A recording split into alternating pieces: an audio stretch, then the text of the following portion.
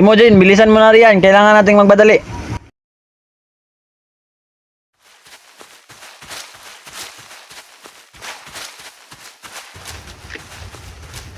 Bakit ama? Nagugulan ako sa iyo ma. Kaya na ka pa nagmamadali at sinasabing malaga ang ating sadya sa ating pupuntahan. Ano ba yun? Kaya siya ang nataang kulang na. Sa edad mong yan, Imogen, ay dapat ka nang pumili ng iyong mapangasawa. Ama, ako masyado pang bata para sa bagay na yan.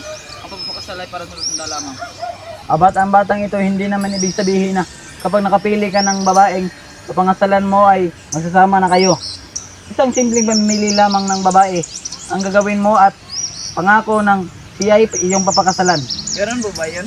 Oo anak, tayo nabibilang sa tribong Bojigin, kaya't ikaw ay pipili ng babaeng mapapangasawa sa tribong Merit. Bakit sa tribong Merit niya kailangan magbula? Hindi naman iyan ang ating tribo. Malaki ang atraso ko sa tribo.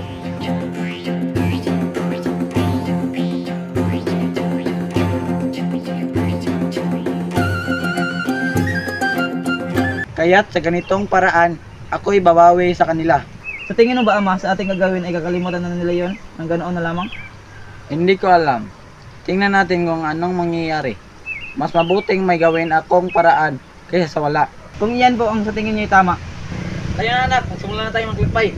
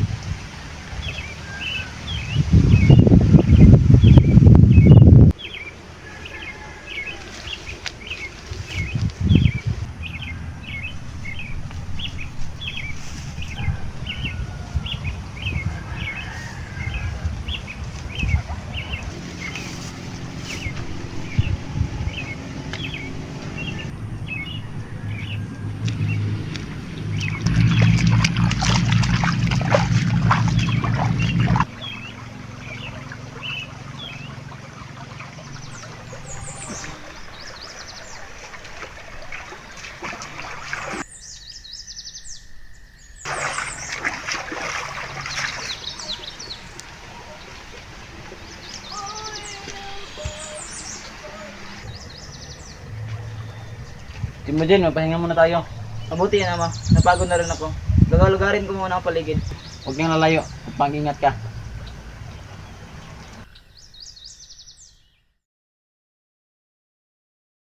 Tago-taguan, maliwanag ang buwan.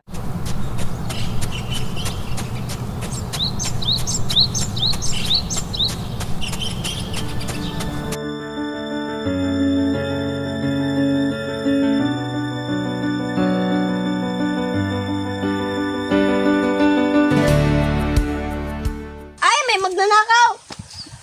Shh! Huwag ka sumigaw. Wala akong gagawing masama. Plan ko ang pagkakatakip ng bibig mo. Kung mangangako kang hindi ka mag-iingay. Magtiwala ka sa akin. Hindi ako masama. Bakit kita paniniwalaan? Hindi naman kita kilala. Ako kilala. Kaya ko patunayan sa'yo na ako ay mabuti. Aber, paano mo patutunayan yung sinasabi mo? Sige nga, Basta hindi mo ako pagtawanan, sasabihin ko sa iyo ang patunay. tingnan natin. Heto na. Handa ka na ba? Kanina pa, ang bagal mo naman. Nais ko sanang ikaw ang babae mapapangasawa ko. Sirawalo ka ba? Niloloko mo ba ako? Bata pa natin. Seryoso ako. Ano, payag ka ba? Ganun-ganun lamang ba iyon? Alam kong mahirap akong paniwalaan. Hayaan mo ipaliwanag ko sa iyo. Kasama ko si Itay. Pupunta kami sa tribong mga Meret. Upang pumili ako ng mapapangasawa ko. Ngunit ikaw ang ibig ko. Ikaw ang pinipili ko. Anong meron sa akin? Bakit ako ang pinili mo? Hindi ko rin alam. Tayong alam ko lamang ito'y binigay na pagkakataon sa akin. Ikaw ang aking nakita. Kaya naman, pagbigyan mo na ako. Hindi naman ibig sabihin na pag pumayag kayo, napapakasal na tayo. Hindi ko alam kung ano ang dapat sabihin sa iyo. Pero sige na nga. Salamat sa iyo. Ako'y labis kong pinaligaya. Saan mong hindi ka masisisi? Ano na ngayon? Siyempre, patuloy pa rin ang ating buhay. Pero darating din ang panahon at tayo ay mamumuhay sa iisang bubong. Magkatuwang aargahin ang ating mga amukuting anak. Tagal pa iyon. Oo, pangako, babalikan kita. Pagkatapos ng 5 taon. Halika, pumunta na si Itay.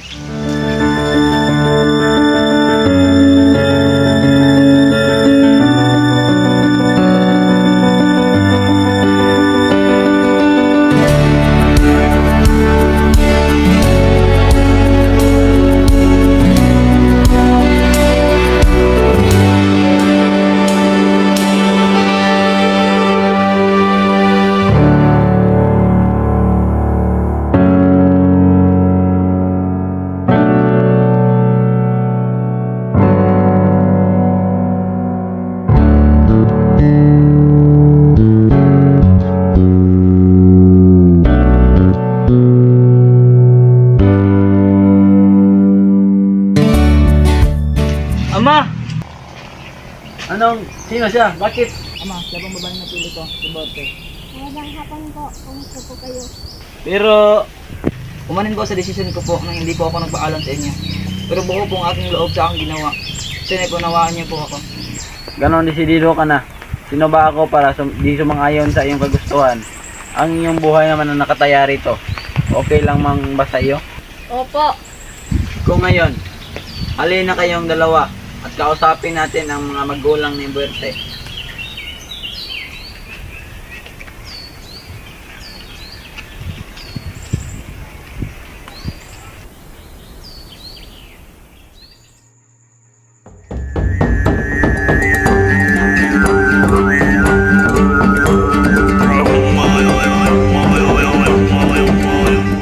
Timujin, makakalaya ka na.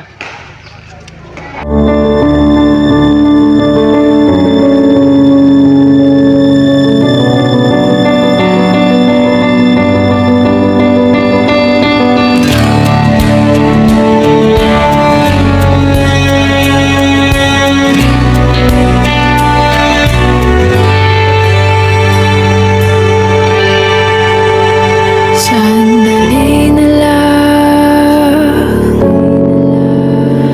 maaari bang pagbigyan? Aalis na nga, maaari bang hawakan ng iyong mga kamay? Sana Sige, go. Hindi mo ako pagtawanan, sabihin ko sa iyo ang patunay.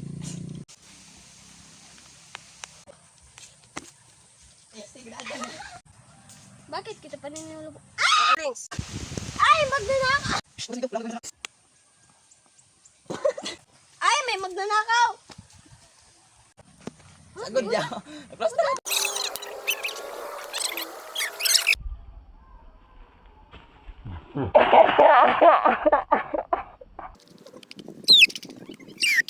Action.